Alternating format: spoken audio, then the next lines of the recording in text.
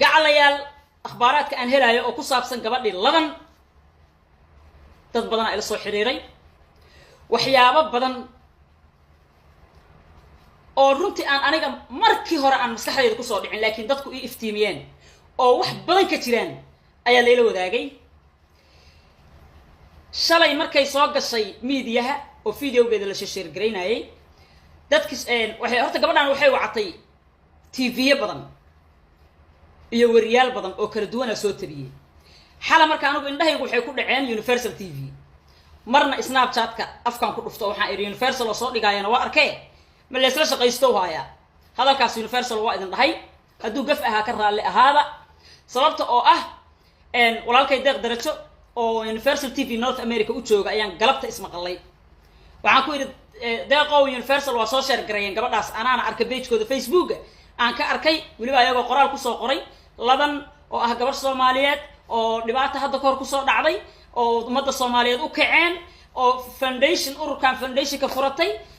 maadaama ay dareemayso ay dareemi karto dhibaatada iyo duruufta ayada soo martay haddana diyaar u ah inay dad caawiso intaas ay ciwaan uga dhigeen marka anigu xalay maraan galay Universal deeq markaan u sheegayna saakay galabtay wuxuu igu yiri farxiyoy channel badan iyo TV badan ay gabadhu wacatay oo soo dhigay Universal kaliya ma ah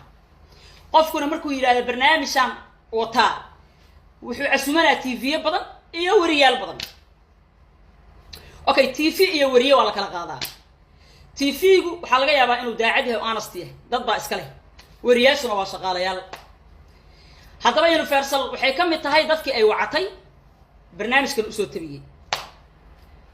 TV-yada la wacay Universal ka mid ahayd saa darteed Universal ataa gaar kuma samaynayno mana dhaleeceynayno waxay la mid tahay wariyaasha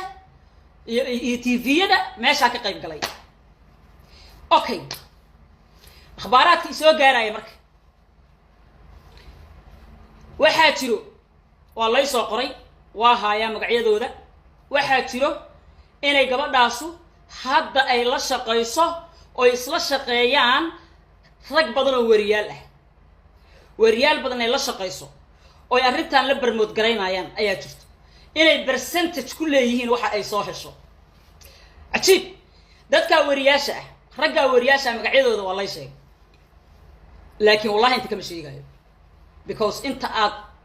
aad wax ma aragtay dadi karta waa la dadaa hebelaa ku jira macna ima sameynayso laakiin hebelka ku jiro haduuba hebelada ku jira ee wariyaasha gabadha la shaqeynaya oo waliba sida la sheegay daacadnimo ah oo la shaqeynayno ayagu aanan dad ma aragtay ay gaadaysa aan ahayn dad ay is og yihiin ay yihiin haday jirto arintaasu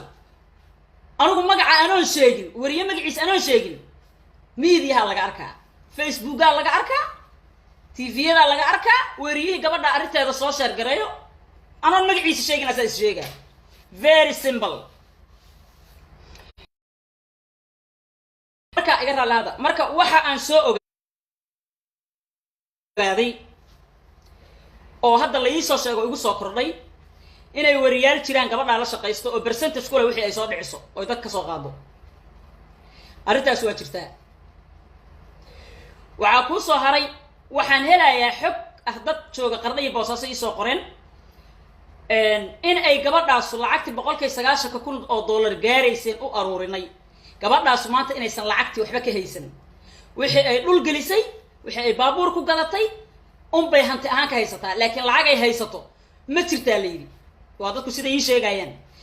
lacag lagu badnaa oo dad la qaybsanayeen oo laga dambeeyay oo markii horeba markii ugu horeysaba nala ku gaaday ayada wajigeeda kaliya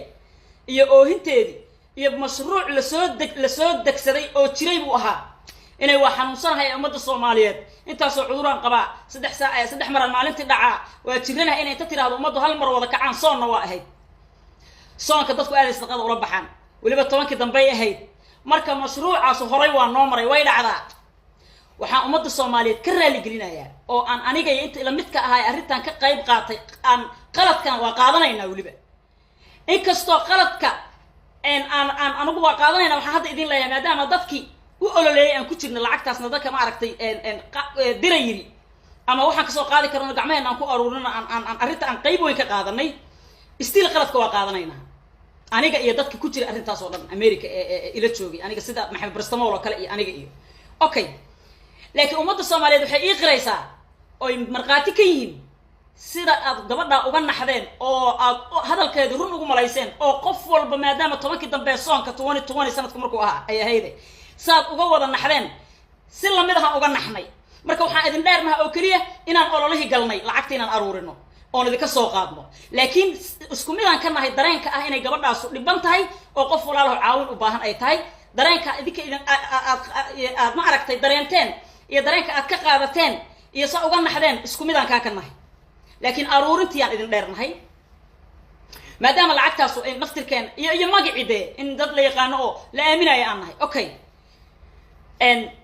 way dhacday muhiimadu ma aha 190 kun oo dollar gabadha la geliyay oo waliba akhbaar kala idin sii haya oo waxa anagu lacagtii la aruuriyay oo ayadu ay hesho la sheegay waagaas aan ahayno lacaga hoos xataa ay u qaadatay oo dad madaxu siiyeen dadka madaxda ah dad kamid ah waa aqaana waa dadan aan ma aragtay aan easy tahay xataa inaan la xiriiro oo aan raadiyo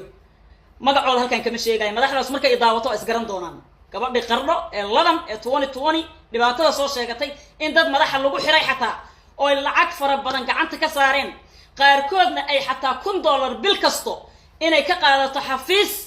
meel loo saaray inta ay saaka dhacayso oo waxa ma aragta ushaadu ay ila madaxdu waxa ma sii daba galaan dadka madaxda ah qofkan dhibanaha markii loo geeyo wixii marka uu tari karo siiha wixii ballan qaado u sameyn karo ma mushaar meel u saari karo ka oo qaada dhaha laakiin hoosay wuxuu ma ogaa karaan marka dad xataa waxa jira madaxa oo bil $1 lacag la iigu cayimay inay bil kasta xafiis ka qaadato qof madaxa Soomaaliya kamid ah okay uma baahna in halkan ka sheego haduu idaawanayno isfahmaa dib ma lahan waa honest waa daacad anaguna la mid yahay okay waxaan rabaa hal mar marka ina muhiimada waa idinku celcelinaa muhiimadu ma aha lacagtii horay u baxday dadka ma aragtay ii sheeg iswata gabadhaas soo diray heshiiska ku wada ahaa in Soomaaliya lacag laga qaado dhibaato inta loo sheegto lacagtaas ay qaateen waa tagtay ma la soo celi karo ayadina waliba waxa idin si sheega gabadhaas in lacagta waxba ka haysan sida dadka reer boos reer qarni sheegayaan wixii dhul ay gelisay wixii baabuur ay ku gadatay wixii guri ay ku gadato oo maahan okay taasu ka daba tag ma laho de lama soo qaban karo muhiimada ugu weyn la qaylinayaan idin leeyahay waxaan bilaabay inaan dhameystiraan jecelahay Ladan Foundation aan rabaa inuu $100 dambe oo qof Soomaaliya ka soo baxay oo ku dhicin muhiimadaydu waa intaas muhiimadu ugu weyn dhagiina fura waa in Ladan Foundation oo $1 dambe oo qof Soomaaliya jeebkiisa ka soo baxay oo ku dhicin caana daatay dabadood la qabay okay dadka madaxda ahana raadiha dib ma lahan runtan ana u sheegaa because lacagta ay gabadhaas siiyeen waa tagtatii hore ta hadda u socoto oo la sheegaa biilahan u siiyaan abaara jira dad xanuunsanaa jiro oo baahan ilmo yar yar oo agoonaha jiro kuwaas uga baahan waa inay siiyaan kuwaas xalamaana laba habeen ka hor xalana waa idin sheegay gabar miskiina oo dan yar ah oo naasku fashfashay oo kansar uga yaalo allay soo diro isnaabkayga soo dhigay taas soo uma baahna soo ma mudna soo in dhakhtar loola cararo emergency ma aha soo in qof walba wuxuu awoodo siiya xaq uma lahan taasoo kale oo miiran abaaraho kale aan nooga baahan wax walba meesha